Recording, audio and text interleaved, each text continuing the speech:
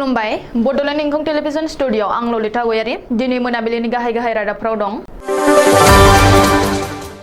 गावखौ बाउसोमनानै फरायनो हाग्रा फरायसाफोरानो जिउआव जाफुंसार जानो हायो। हिमन्त बिश्व शर्माया नाव गाखोनानै सिलचराव दैबानानि थासारि नायदिंदों।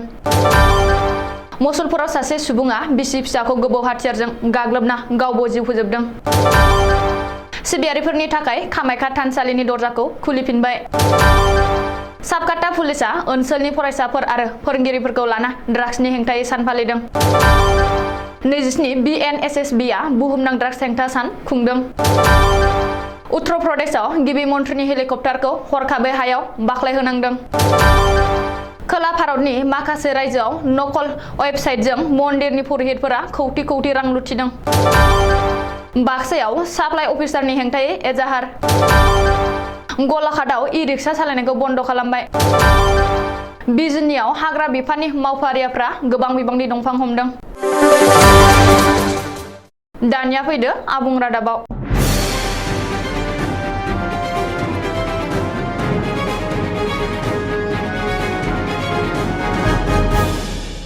गावखौ बाउसोमनानै फरायनो हाग्रा फरायसाफ्रानो जिउआव जाफुंसार जायो।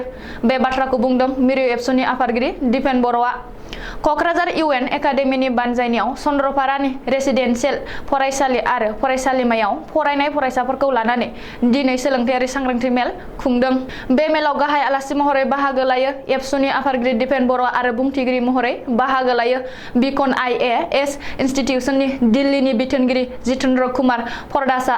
गाहाय आलासि महरै बाहागो लानानै मिरु एबसुनि आफादगिरि दिपेन बर'आ फरायसाफोरा जेब्लाबो सांग्रां जानांगौ होननानै बुंथियो। बेजों लोगोसे गावखौ बाउसोमनानै फरायनो हाग्रा फरायसाफोरानो जिउआव जाफुंसार जानो हायो होननानैबो फरायसा समावनो समखौ जोबोद गथि गथि बाहायनांगौ होननानैबो गावनि बिबुंथियाव बुंनानै फरायसाफोरखौ सुबुरुन होदों। मिरु एबसुनि फेसबुक पेजआव फोसावनाय बादिब्ला बे सांग्रांथि मेलखौ गुबैयै 9, 10 आरो 12 थाखोनि फरायसाफोरखौ लानानै लानाय जादोंमोन।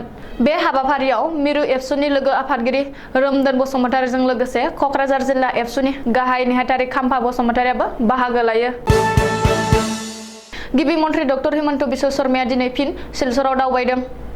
काछार जिल्लानि सिलचराव दासिमबो खमायलांनायनि लामा लायै गिख्रंथाव दैबानानि थासारिखौ नैथि खेबनि थाखाय नायदिंहैदों। गिबि मन्थ्रि डक्टर हिमन्त बिश्व शर्माया दिनै फुङाव फिन सिलचराव दावबायनानै दैबानानि थासारिखौ नायदिंहैदों आरो खौरां लाहैदों। गिबि मन्थ्रिया सिलचरनि गिख्रंथाव दै बानायाव दावबायनानै आरो नावआव गाखोनानै थासारिखौ नायबिजिरदों। थांनाय सानथामनि गेजेराव नैथि खेबनि थाखाय गिबि मन्थ्रिया काछार जिल्लानि सिलचराव दावबायना दैबानानि खौरां लाहैदों। बेनि सिगां गिबि मन्थ्रिया हेलिकप्टारनि जोहै अख्रां सानिफ्राय दैबानानि थासारिखौ नायदिंहैनानै भुगिनांनाय दुखुथिया सुबुंफोरनो जाग्रा आदार आरो लोंग्रा दैनि बथल राननानै हैदोंमोन।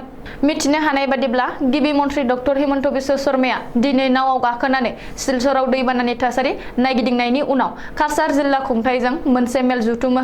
बे मेलनि गेजेरजों गिबि मन्थ्रिया गासिबो रोखोमनि मदद आरो राहाफोरखौ लानो थाखाय जिल्ला खुंथायखौ बिथोन होयो। रिपर्ट बादिब्ला सिलचरनि माखासे ओनसोला दासिमबो दैनि सिङाव गोदोनानै दं आरो SDRF, NDRF बिफाना दै बानायाव भुगिनांनाय सुबुंफोरखौ बोखांनायनि थाखाय रेस्किउ अपारेशन खालामगासिनो। बाक्सा जिल्लानि मुसलपुराव सासे सुबुङा गावनि नखरनि 3 सुबुंखौ गोबौ हाथियारजों गाग्लोबना गावखौबो फोथैदों। मुसलपुर थानानि सिङाव थानाय बेलगुरि पटार गामिनि बामुनपारायाव जादों बे जाथाया। बामुनपारानि चन्दन दास मुंनि सासे सुबुङा गावनि बिसिजों लोगोसे 2 फिसा फारियै फिसाजो आरो फिसाज्लाखौ गोबौ हाथियारजों गाग्लोबनानै गावबो गोदोनायाव दौलें लागायना जिउ फोजोबदों। बे जाथाया ओनसोलाव बयखौबो सोमोनांहोदों। मिथिनो हानाय बादिब्ला चन्दन दासआ गावनि बिसि रुपाली मदाहि, फिसाज्ला जीवन कुमार मदाहि आरो फिसाजो कृष्णा मणि मदाहिखौ गोबौ हाथियारजों गाग्लोबनानै गोब्राब जखम खालामनानै गावबो गोदोनायाव दौलें लागायना जिउ फोजोबना लायो। बबेखानि जखम जानाय 3 सुबुंखौ मुसलपुरनि डक्टर रबि बर' देहा फाहामसालियाव लाबोनाय जादोंमोनब्लाबो उननि समाव गोजौ फाहामथायनि थाखाय गुवाहाटीआव दैथायहरो। मिथिनो हानाय बादिब्ला आबाद मावनानै जिउ खांग्रा चन्दन दासआ माखासे सुबुंनिफ्राय रां दाहार लानायखौ सुख'नो हायैनि थाखाय जोबनायाव बे थांखिखौ लादों आरो बिसि फिसाखौ बुथारनो नाजानानै गावखौबो फोथैना लादों। बे जाथायनि उनाव गामिनि सुबुंफ्रा जखम जानाय 3 बिमा फिसाखौ देहा फाहामसालियाव दैथायहरनानै पुलिसनो खौरां हरो। बबेखानि पुलिसा जाथायनि बागै खौरां मोननाय लोगो लोगोनो बाक्सानि एएसपि आरो मुसलपुर पुलिसा जाथायसालियाव थांनानै चन्दन दासनि गोथै सहखौ बोखांनानै पस्टमर्टेमनि थाखाय दैथायहरो आरो जाथायनि सायाव नायबिजिरनो जागायो। अब्लाबो बे जाथायनि गुबै जाहोनखौ पुलिसा दासिमबो रोखा जायाखै।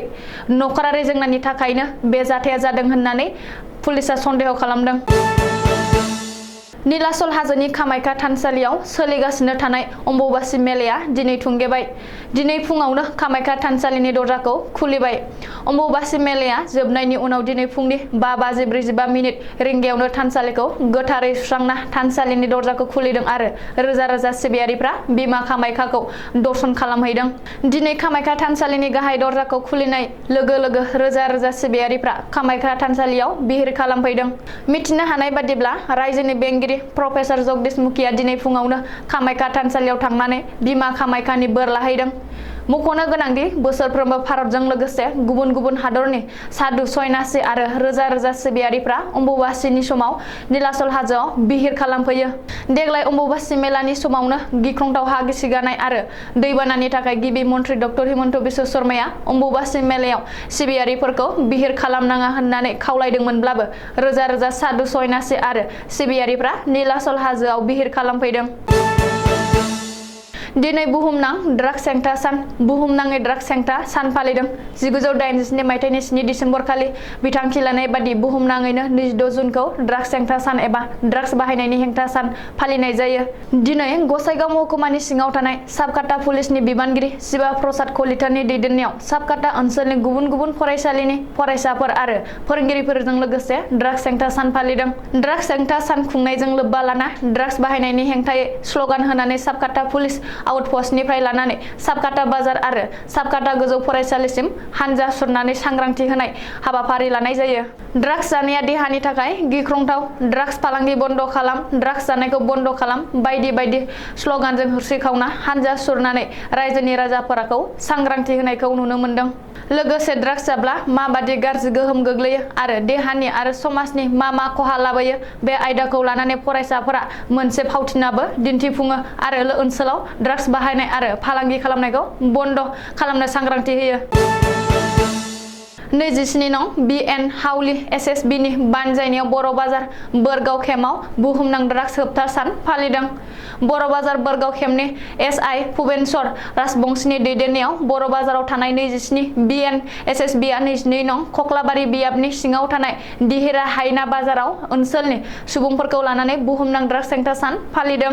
मख'नो गोनांदि SSB नि बानजायनायाव बुहुमनां ड्राग्स हेंथा सान फालिनायखौ लोब्बा लानाय बायदि रोखोमनि ड्राग्स आरो निसा गोनां मुवा बेसादखौ दा बाहाय एबा ड्राग्स जानायखौ बन्द खालाम, निसा बेसादनि गोजानाव था आरो बिमा बिफाया गावनि फिसाफोरखौ सांग्रां खालाम बायदि बायदि स्लगानजों होस्रिखावना हानजा सुरदों। मिथिनो हानाय बादिब्ला फुंबिलिनि सांग्रांथियारि मेलजों लोगोसे मिथिंगायारि एबा गोग्गो आबहावानि थाखाय बिफां फुलिबो गायनानै हाबाफारिखौ मेहेरगोनां खालामो। ओनसोलनि सुबुंफ्रा 27 बेटेलियन SSB हाउलिनि रैखाथि हानजाखौ साबायखर बावदों आरो बयबो लाइमोनफोरखौ गावबा गावनि मोजां देहा लाखिनो हानाय आरो ओनसोलनि जौगानायखौ लुबैदों। उत्तर प्रदेशआव गिबि मन्त्रि योगी आदित्यनाथ गाखोनाय हेलिकप्टारखौ हरखाबै इमारजेन्सि लेन्डिं खालामनांदों। बानारासि जिल्लानि DM कौशल राज शर्माया मिथिहोनाय बादिब्ला बानारासियाव मोनसे रिभिउ मेलाव बाहागो लाखांनायनि उनाव रायजोनि राजथावनि लखनौ फारसे थांफिननो थाखाय हेलिकप्टाराव बिरहांनायावनो अख्राङाव दाव बिरनायजों सौग्रावनायाव माखासे टेकनिकेल जेंनायाव फैनायलाय हाखु दाखुयै इमारजेन्सि लेन्डिं खालामब्रबनांदों। अदेबानि बे जाथायाव रावनिबो जेबो खहा जायासै। खोला भारतनि केरेला, कर्नाटक, महाराष्ट्र, तेलेंगानायाव साबा पुरहितफोरा नंखल वेबसाइट खुलिनानै अनलाइननि जोहै गोबां कौटि कौटि रां लुथिदों। कर्नाटक पुलिसनि सुलुङाव फोरमायनाय बादिब्ला आथिखालाव गासै साबा पुरहितफोरा नकल वेबसाइट खुलिफ्लानानै मन्दिरनि मुङै 4 बोसोराव 20 कौटिनिबो बांसिन रां लुथिदों।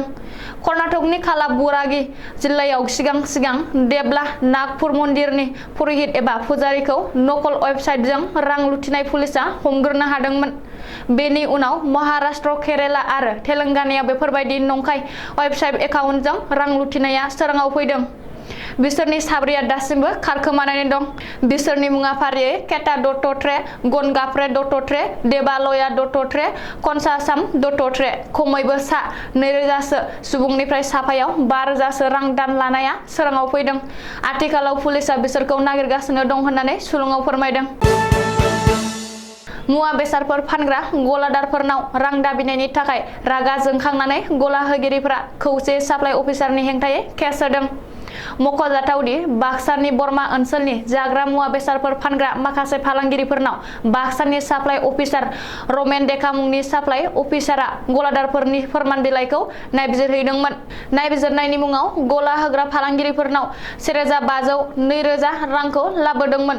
जुदि सोरबा दखानदारा रांखौ हरा अब्ला दखानखौ बदनाम खालामना होगोन होनना हुमखिबो होदोंमोन। बेबादि साप्लाइ अफिसार रमेन डेकानि हेंथायै गासै गलादारफोरा रागा जोंखांनानै बाक्सायाव केस थिसनदों। नाथाय साप्लाइ अफिसार रमेन डेकाया गावनि सायाव गलादारफोरा जाबसिननाय दायखौ गनायनानै लायाखै आरो गावखौ बदनाम खालामनो थाखायसो बेबादि खालामदों होननानै खौरांगिरिफोरनि सिगाङाव बुंथिदों। ई-रिक्शा सालायना नखर सालायग्रा सुबुंफोरनि थाखाय मोनसे गोनांथार खौरां। आसामनि दाब दाब जायगाफोराव ई-रिक्शाखौ सालायनो होनाय नंला। गलाघाटनि देरगाव सहरनि 37 नं हेमचन्द्र गस्वामी रायजोनि राजा लामायाव ई-रिक्शाफोरखौ सालायनो होनाय नंला।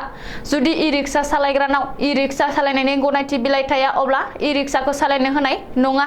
गासै ई-रिक्शा सालायग्राफोरखौ सालायनायनि गनायथि बिलाइखौ 1 सप्ताहनि गेजेरावनो बानायनानै लानो खावलायदों। जुदि सालायनायनि गनायथिखौ बानाया अब्ला ई-रिक्शाखौ सालायनो होनाय नङा होननानैबो बुंथिदों। आयेन बेरेखायै हाग्रानि दंफां लाइफांफोरखौ हाग्रा सिङाव हाबलांनानै स्रोदै दानफायना लाबोखुमानानै फालांगि खालामग्राफोरनि हेंथायै सरकारा गोरा नेमखान्थि खाना होसेयावबो माखासे सानगोथे सुबुंफ्रा हाग्रानि सिङाव हाबलांनानै स्रोदै दंफां दानफायना दंफांनि फालांगि खालामबाय थानायखौ नुनो मोन्दों। मख'जाथावदि रबिबारखालि हाग्रा बिफाननि मावसुमाफ्रा मोनसे स्रोद सुलुंनि गेजेरजों आयेन बेरेखायै लांखोमानो नाजानाय गंसे AC16C2883 नम्बरनि टाटा मबाइल गारियाव गोबां बिबांनि दंफांनि थुख्राफोरखौ बोखांनो हादों। बेनि अनगायैबो दंफांनि फालांगि खालामनायजों लोब्बा थानाय मक्लेश नार्जारिखौ हमो आरो उनाव हगारनानै होफिनबाय होननानै खौरां मोन्दों। दिनैनि रादाबा एसेनोसै। गोजोन्थों।